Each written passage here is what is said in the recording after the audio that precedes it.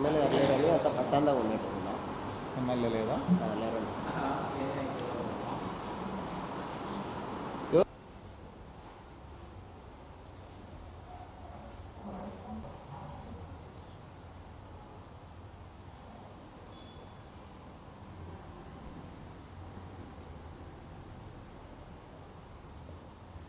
రాయలసీమ ప్రజల చిరకాల స్వప్నం కడప జిల్లా అభివృద్ధికి తలమానికమైన కడప జిల్లా ఉక్కు పరిశ్రమ కేంద్ర రాష్ట్ర ప్రభుత్వాల నిర్లక్ష్యానికి, వివక్షతకి, దుర్మార్గానికి ప్రతీకగా నిలుస్తూ ఉన్నది. ఈరోజు 2014లో విభజన చట్టంలో చెప్పిన దాని ప్రకారం కేంద్ర ప్రభుత్వమే కడప జిల్లాలో ఉక్కు పరిశ్రమ నిర్మాణం కోసం చర్యలు తీసుకోవాల్సి ఉండగా కేంద్ర ప్రభుత్వం 10-12 సంవత్సరాలు అయినా కూడా అది ఫీజిబిలిటీ పాసిబిలిటీ పేరుతోటి దాన్ని అటకెక్కించినటువంటి పరిస్థితి ఉంది. ఈరోజు దేశంలో చాలా సంక్షేమ కార్యక్రమాలు, చాలా అభివృద్ధి కార్యక్రమాలు లాభాలతో నిమిత్తం లేకుండా ఆ ప్రాంత ప్రయోజనాలు, ఆ ప్రాంతంలో ఉన్న భౌతిక పరిస్థితుల కారణంగా నడపబడతా ఉన్నాయి. కానీ రాయలసీమకు వచ్చేసరికి ఇవన్నీ విస్మరించబడి అది లాభమా కాదా అన్నది మాత్రమే చూసేటువంటి ఒక సంకుచిత అభివృద్ధి పథకం అనేటువంటి పద్ధతుల్లో ఈరోజు కేంద్ర ప్రభుత్వం ఆలోచిస్తూ ఉన్నది. లేకపోతే ఈపాటికే అమల్లోకొచ్చి వేలాది మంది కార్మికులతో కలకళలాడాల్సిన కడప జిల్లా ఉక్కు పరిశ్రమ పునాది రాళ్లకే పరిమితమైనటువంటి ఒక దౌర్భాగ్యమైన పరిస్థితిలో ఉంది. ఇది రాయలసీమ ప్రజల్ని నిట్ట నిలువున మోసం చేయడం, వంచడం కాదా అని చెప్పి మేము ఈరోజు కేంద్ర ప్రభుత్వాన్ని అడుగుతా ఉన్నాం. అంతేకాదు, రాష్ట్రంలోని రాజకీయ పార్టీలన్నీ బీజేపీ సంకనెక్కి ఈ విషయంలో రాష్ట్రానికి, రాయలసీమ ప్రాంతానికి, కడప జిల్లాకి తీరని అన్యాయం చేస్తూ ఉన్నాయి. గత 5 సంవత్సరాల్లో జగన్మోహన్ రెడ్డి నేను వీరుణ్ణి, సూర్యుణ్ణి, నేను సోనియా గాంధీని ఎదిరించినంత గొప్పవాణ్ణి అని చెప్పుకొని తనకు తనే జబ్బలు సరుచుకొని అవి వాతలు పడిందాక కొట్టుకున్నటువంటి జగన్మోహన్ రెడ్డి 5 ఏళ్లలో ఒక్క ఇటుక కూడా వేయలే. 2-3 సార్లు శంకుస్థాపనలు చేసిన, 2-3 కోట్లు ఖర్చు పెట్టి. అంతకు మించి ఏమీ చేయలే. పోనీ ఆయన చేయలేదు, 6 నెలల్లో చేస్తానని మోసం చేసినాడు కాబట్టి కడప జిల్లా ప్రజలు మమ్మల్ని ఆదరించండి అని కూటమి కట్టి ఈ జిల్లా ప్రజల్ని ఓట్లు అడిగి ఆ ఓట్లల్లో బ్రహ్మాండమైన విజయాన్ని సొంతం చేసుకున్న కూటమి అంతకు మించిన ద్రోహానికి, మోసానికి పాల్పడుతూ ఉన్నది. ఈరోజు 2 సంవత్సరాలు పూర్తవుతుంది రేపు మే వస్తే. ఈ 2 సంవత్సరాల కాలంలో 5% పనులు కూడా, 2% పనులు కూడా జరగలే. ఇంతకన్నా వివక్షత ఏముంటుంది అని చెప్పి అడుగుతున్నాను. నీకు పోలవరం 80% పనులు జరుగుతాయి, అమరావతి 40% పనులు జరుగుతాయి. కానీ కడప జిల్లాకు, రాయలసీమకు అత్యంత ప్రధానమైనటువంటి ఉక్కు పరిశ్రమ మాత్రం 2% కూడా పనులు జరగలే. ఇది ఏమి అందరినీ సమానంగా చూడటమో చంద్రబాబు చెప్పాలని చెప్పి నేను డిమాండ్ చేస్తూ ఉన్నాను.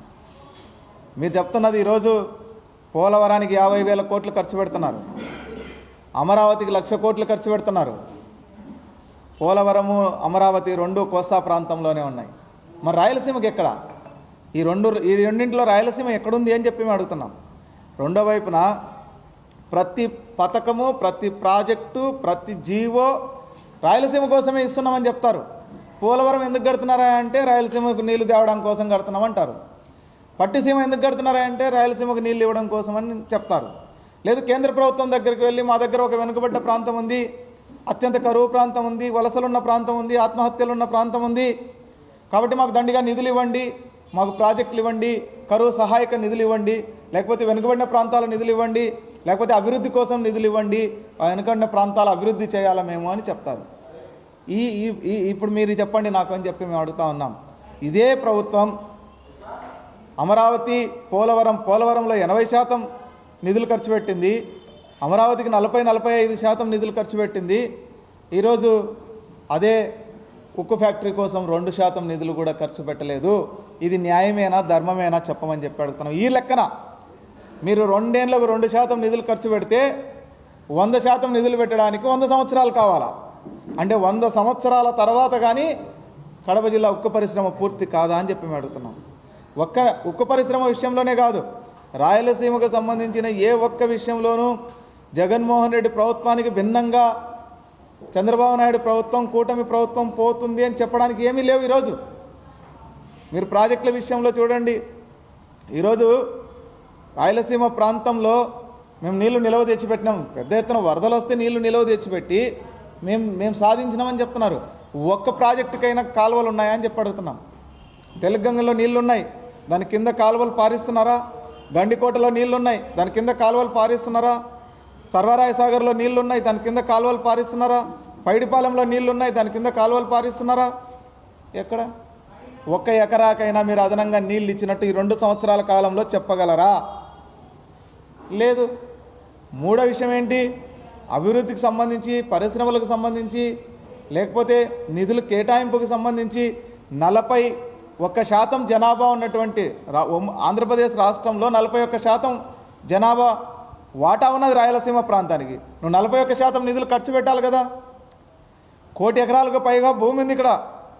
పండడానికి అవకాశం ఉన్న భూమి, పడావుగా ఉన్న భూమి కాదు నేను చెప్తున్నది, పండడానికి అవకాశం ఉన్నటువంటి భూమి 1 కోటి ఎకరాలకు పైగా ఉన్నది. 1 కోటి ఎకరాలకు పైగా ఉన్న భూమిలో ఈ రోజుకి 8 లక్షల ఎకరాలకు మాత్రమే సాగునీటి సౌకర్యం ఉంది. అంటే 1 కోటి ఎకరాలకు పైగా ఉన్న భూమికి మీరు 8 లక్షల ఎకరాలు అంటే 8% భూమికి మాత్రమే నీళ్ళు ఇస్తా మేము రాయలసీమను సస్యశ్యామలం చేసినాం, మేము రాయలసీమను అభివృద్ధి చేసినాం, చివరి ఊరి వరకు కూడా నీళ్ళు తీసుకుపోయినామని మీకు మీరే పొగిచ్చుకొని, మీకు మీరే ఆనందపడితే, మీకు మీరే జబ్బలు జరుచుకుంటే ఏమన్నా న్యాయమా అని చెప్పి మేము అడుగుతున్నాం. ఈరోజు 8 లక్షల ఎకరాలు ఇస్తున్నారు మీరు నీళ్ళు. అంతేకాదు ఈరోజు ఇంకా దుర్మార్గం, అన్యాయం ఏమిటంటే 1850 తర్వాత బ్రిటిషోడు వేసినటువంటి రైల్వే లైన్ తప్ప ఈ రోజుకి ఒక పెద్ద రైల్వే లైన్ ఈ దేశ ప్రభుత్వాలు ఏవి నిర్మించాల. చెన్నై ముంబై రైల్వే లైన్ ఈరోజు అదే కడప జిల్లా కనెక్టివిటీకి ప్రధానమైన కారణం.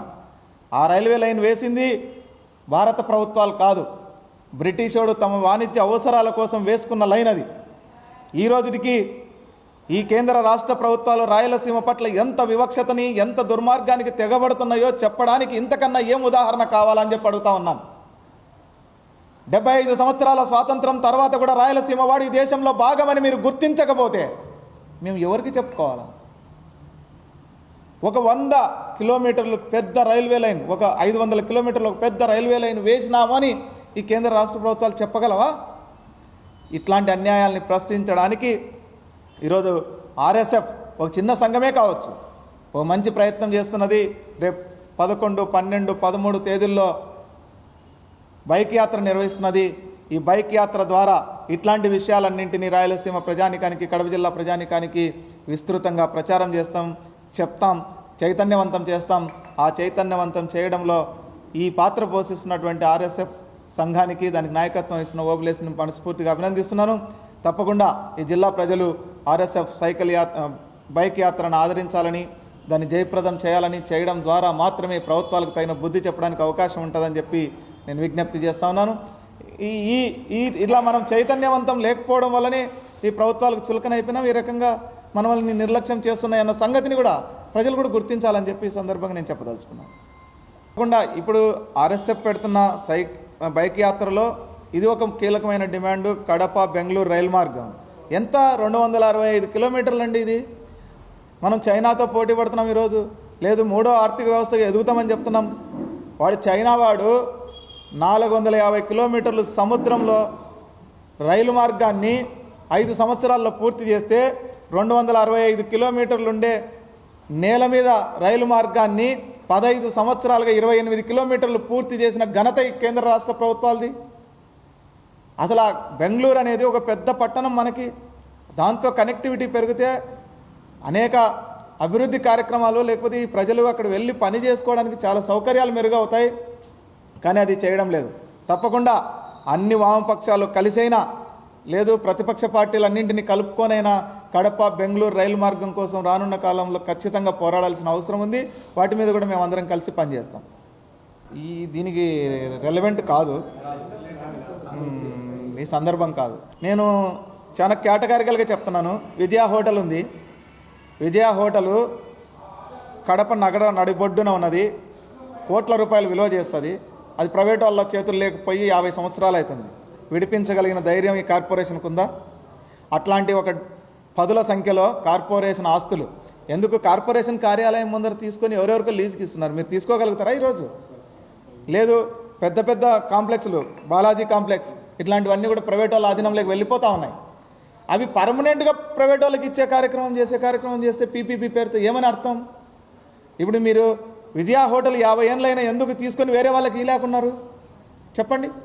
ఇప్పుడు మళ్ళా కళాక్షేత్రం, వైఎస్ఆర్ ఆడిటోరియం, లేకపోతే అంబేద్కర్ భవన్ ఎంత కీలకమైనవి, ఎంత విలువైనవి, ఎంత ప్రజారాస్తి, ఎవరాస్తులని మీరు ఇస్తున్నారు? అది కడప ప్రజల సంపద. అది ఎవరో కమిషనర్దో లేకపోతే ఇక్కడున్న ఇంకొకరిదో ప్రభుత్వ సంపదో కాదు. అది మీరు అనుకుంటున్నారేమో మా ఇష్టం వచ్చినట్టు చెయ్యొచ్చు, మేము చెల్లుతుందని. అది చెల్లదు. ప్రజలు తిరగబడతారు, ఖచ్చితంగా గుణపాఠం చెప్తారని చెప్పి హెచ్చరిస్తూ ఉన్నాం. తక్షణమే దాన్ని ఉపసంహరించుకోవాలని మేము డిమాండ్ చేస్తూ ఉన్నాం.